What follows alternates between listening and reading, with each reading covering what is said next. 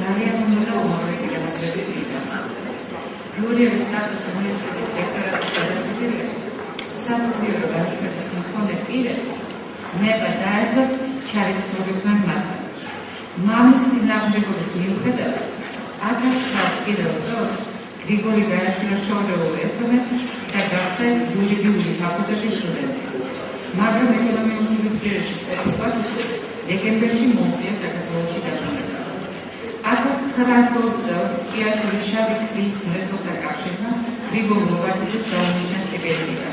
ის გაემგზავრა გერმანიაში და ჩაირიცხა ლაიფციგის უნივერსიტეტის ფილოსოფიურ ფაკულტეტზე.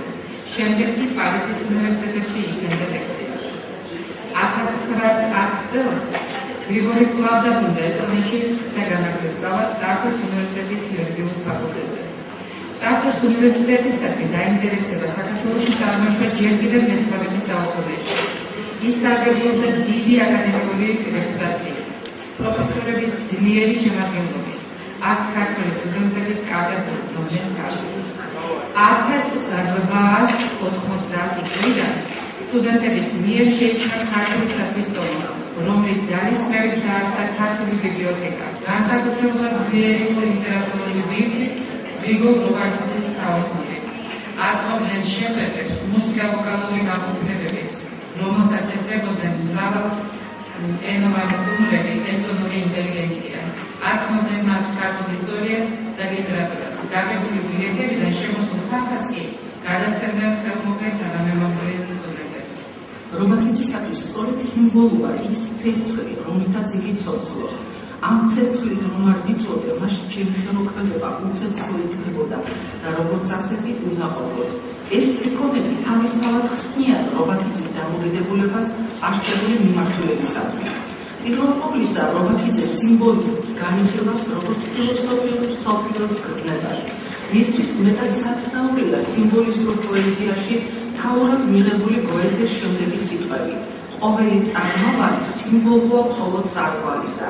მას სწორად მიაჩნია ასეთი ფორმულა, რომლის პირველი მხარე ფილოსოფიურია. ეს არის მარადიული დაბრუნების იდეა, ნიცშეს მოძღვრების ქვაკუთხედი, აზრთა აზრი, რომლის შესახებაც არსებობს არაერთი თვალსაზრისი უცხოელ ქართველ ფილოსოფოსთა შორის. პროფესორ თინგის ილემაძის თანახმად, სინამდვილეში მარადიული დაბრუნება უნდა გავიგოთ როგორც არსებობის მარადილობა, ესე იგი გარკვეული აზრით უხდავება. ხსენებული ფორმულის მეორე მხარე მეტიც სფეროშია. თვითონ წარმავალი მხოლოდ წარმავალში ბრუნდება. უკანასკნელი კონკრეტი მომენტია ღირებს. აქედან დაფასება წარმავალისაც.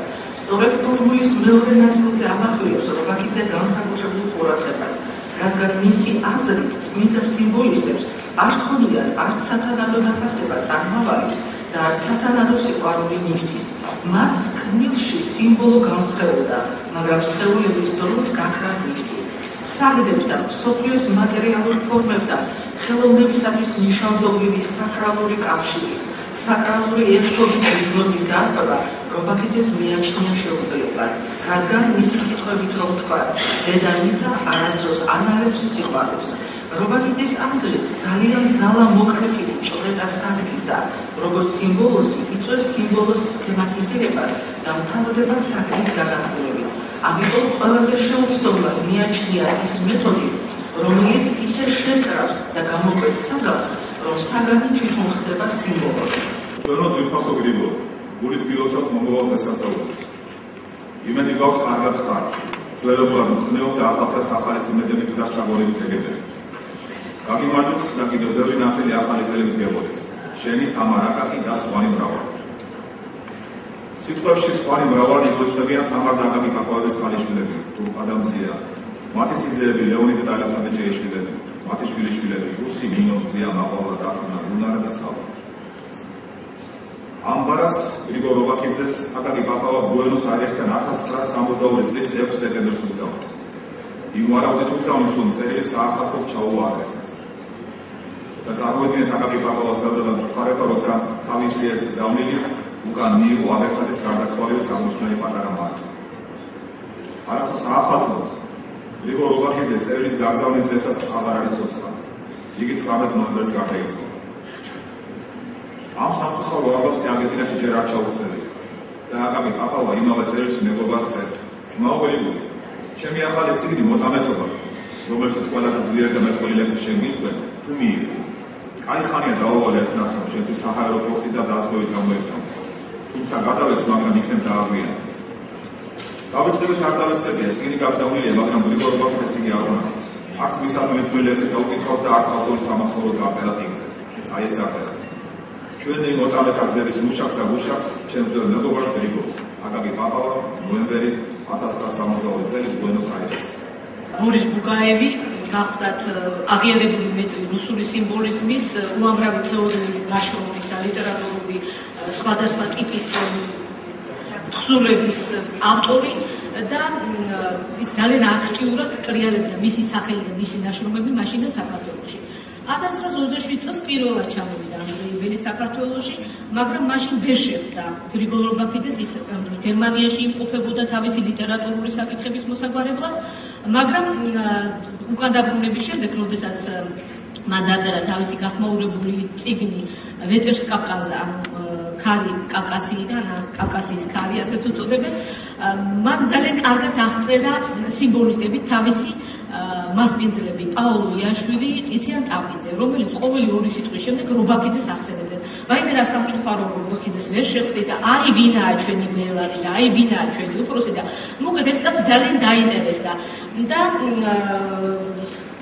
აკეთებს კიდეც ასე დასკვნას, რომ თითქოს გუნდი არის, შეკრული გუნდი, რომელსაც მეთაური ყავს, მაგრამ ყველა ეს ადამიანი, ვისაც მე შეხვდით, თავისთავად მეთაურია. ამის და ვინმეს გამორჩევა იქ ძალიან ძნელი იქნებოდა. სხვადასხვა მელის დაინტერესება გრიგორ ობაქიძით უფრო ადრე დაიწყო.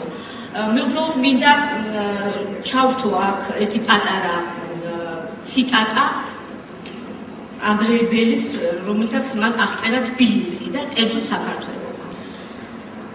თბილისს აღმოსავლური გარეგნობა აქვს, აგებულება და რიტმიკი დასავლური. დასავლურში გულისხმობ კულტურას, მეცნიერებას, საზოგადოებას. ყველგან ღია ფანჯრებიდან ისმის ბეთჰოვენის, შუმანის, ლისტის მუსიკა. ქუჩებში ყველგან ხვდებით ინტელიგენტურ სახეებს.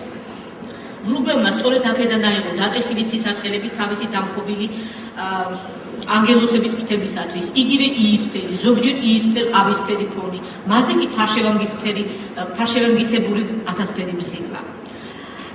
ძალიან ლამაზად აღწერს და ცნობას ვერ ვუძლებ რომ წაგიკითხოთ ეს ციტატა, როგორ აღწერს ის საქართველოს. იყო ორი მხატვარი. ერთი თავზე განიერ ფარფლებიანი შლაპით, პირში ყალიონით, თვა მოშვებული და გრძელწვერა. ასეთები ოდესღაც დადიოდნენ ქუჩაში. გენიოსი მხატვარი წარმოვიდგა თვალწინ, შიდა ქართლში ყოფნისას და მას ერქვა ცხების შემოგარება.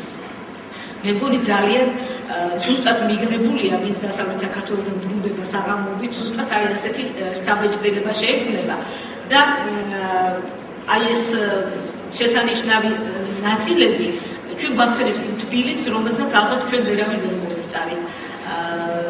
ყოველ შემთხვევაში მე არ ვიცი 50-იან წლებში კიდე როგორ იყო თბილისი, მაგრამ ნამდვილად ღია ფანჯრებიდან არსადიდან არისმოდა უფრო გვიან მუსიკის ხმა. აღწერს ერთ მონაკვეთს თავისი ნაცნობობისა ობაქიძესთან. მერეშკოვსკის ლექციაზე, სადაც ეს გიბიუსის, ზინაიდა გიბიუსის გვერდით დგას, ყურადღება მიიქცია ერთმა მამაკაცმა. მტკიცე შესახედაობის მამაკაცი, უხდა დაკრეფილი. კედელს მიხდობილი იდგა მარმარილოს ხანდაკებასავით, გაქრალებული პროფილით. ის კაცი ვინ არის? კითხეს ზინაიდა ნიკოლოზის ასოს გიბიუსს. უცხო მამაკაცი არ გავიდა საკამათოდ, კაფიო ხმით ადგილიდანვე უპასუხა. მისი პროფილივით მტკიცე ჩამოქმნილი სიტყვები. მერე დაბრუნდა, ისევ დაიკრიფა გულზე ხელებით, მიიღო კედელს და აღარ გამძლეულა ადგილიდან. ქართველია ობაქიძე, ფილოსოფოსი.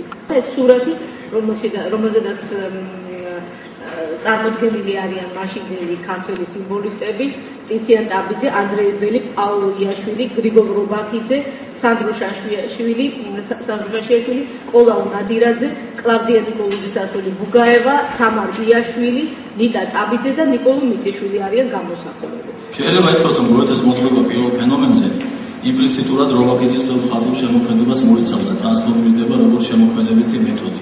და მისი მხატვრული ტექსტების პოეტოლოგიური პრინციპი.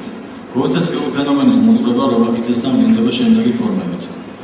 პირველი, როგორც საკუთარი ფილოსოფიური ონტოლოგიური მსოფლმხედველობის ბაზისი, მეორე, როგორც შემოქმედებითი მეთოდი, აგონისტურ მითოსურ სიმბოლურ თხზვის წესს და მესამე, როგორც საკუთარი მხატვრული ტექსტების პოეტიკის ბაზისი.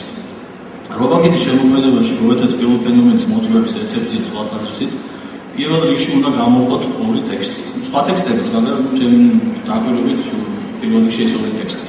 ეს ტექსტები გახლავთ რობაქიძის ფილოსოფიური ესე თავშიში და მითოსი, გერმანულად der Urangst und Mythos და მისი ჩვენთვის ყოველთვის ნაცნობი მხატვრული ტექსტი რობაქიძის რომანი გველის პედაგოგი. ესეში თავშიში და მითოსი რობაქიძე ზოგადად ადამიანის და კონკრეტულად მოდერნიზმის ეპოქის ადამიანის არსებობის ონტოლოგიის ახსნას სწორედ გოეთეს პირველ ფენომენის მოძღვრების პარალელში ცდილობს. რობაქიძე სუბიექტის ეგზისტენციას ზღვისეულ სიტუაციაში მოიაზრებს. აქ ეგზისტენციალური საზღვრის როლს მეტაფიზიკური შიშით აღზრდილი სიკვდილის ფენომენის ინტენსიური განცდა ასრულებს, რომლის მოქმედების შედეგადაც სუბიექტი თავისებური ანის მდგომარეობაში აღმოჩნდება. ანუ ერთი მხრივ აქ სიკვდილი ვლინდება როგორც აპრიორული ფენომენი, რომელიც საბოლოო ზღვას უდებს სუბიექტის შემდგომ ეგზისტენციას და გადაჰყავს იგი არარასეულ განზომილებაში. ანუ აქ სიკვდილი გვევლინება როგორც სუბიექტის სუბიექტურობის, მისი თვითობის, გახდომისა და მოსწრობის აპრიორული წინაპირობა. ხოლო მეორე მხრივ სიკვდილის ამ მეტაფიზიკური ზღვაზე მყოფი სუბიექტი უბრუნდება თავის მითოსურ პირველ საწყისებს, ანუ უბრუნდება პირველ ფენომენისურ ტრანსცენდენტულ სივრცეს და აგრძელებს შემდგომ ეგზისტენციას არაიმპერიული სფეროში. ციტატა ამ რობაქიძის ამწერლიდან. ჩვენ თავშიშისთვისა ვართ განწირული. გამოსვლაში მას განაცხადა, ვინა თავისუფალი საბჭოებში არა, საბჭოებში კაცშიშის მოსვენებით ვერც კი დაუწინია. ეშინია სიზმარში მოდვით არ წარმოსთვის უნადირი აზრი აქვს. რობაქიძე საკმაოდ განათლებული პიროვნება იყო, ამიტომ მისი ერუდიცია და ნიჭი საშუალებას აძლევდა კარგად ჩაეხება მოვლენების პროცესში და გაანალიზებდა ის მდგომარეობა, რაც იმ დროინდელ საქართველოში არსებობდა. როგორია იმ დროინდელი საზოგადოება, რას აკეთებს ხელისუფლება ხალხის მდგომარეობის გასაუმჯობესებლად? ეს კითხვები მუდმივად ხაზდებოდა მის შემოქმედებას. თავის პუბლიკაციებში იგი მთავრობას ბრალსდებდა საქართველოში მიმდინარე საზოგადოებრივ პოლიტიკურ პროცესებში და ქვეყნისა და ხალხის ინტერესებისათვის იბრძოდა. იგი თვლიდა, რომ მისი სამშობლო ზინა მართალია დაჭრილი, მაგრამ მაინც მზე. ჟურნალში ბედი ქართლისა დაბეჭდილ ერთ-ერთ ინტერვიუში რობაქიძე აღნიშნავდა, ქართული საქმის გაგება მოითხოვს საქართველოს გაგებას. საქართველოს გაგება თავის მხრივ მოითხოვს გაგებას ცნებისა ხალხი. ქართულ ხალხს როგორც ცოცხალ არსა და მითიურ პიროვნებას ისე აღიქვამდა, მას ქართულს, ანუ კარდუს უწოდებდა. იგი სხვადასხვა საკითხებზე ესაუბრებოდა კარდუს, რომელიც უჩინარი მოსაუბრე, წერდის თანხმდები სულია. თითოეული სიტყვისათვის მეტი დამაჯერებლობა რომ მიეცა და მოსაზრებების მკითხველისათვის უფრო საინტერესო ყოფილიყო, რობაქიძე დიალოგის ფორმას მიმართა. მასა და კარდუს შორის იმართება მეგობრული დიალოგი. კარდუ თითქმის ყველა საკითხში ეთანხმდება. პუბლიცისტი დადებით ემოციებს ვერ ფარვდა კარდუსთან საუბრისას და სხვადასხვა ფრაზებით ამყოფდა მას. მარჯი შენს მარჯვენას კარდუ.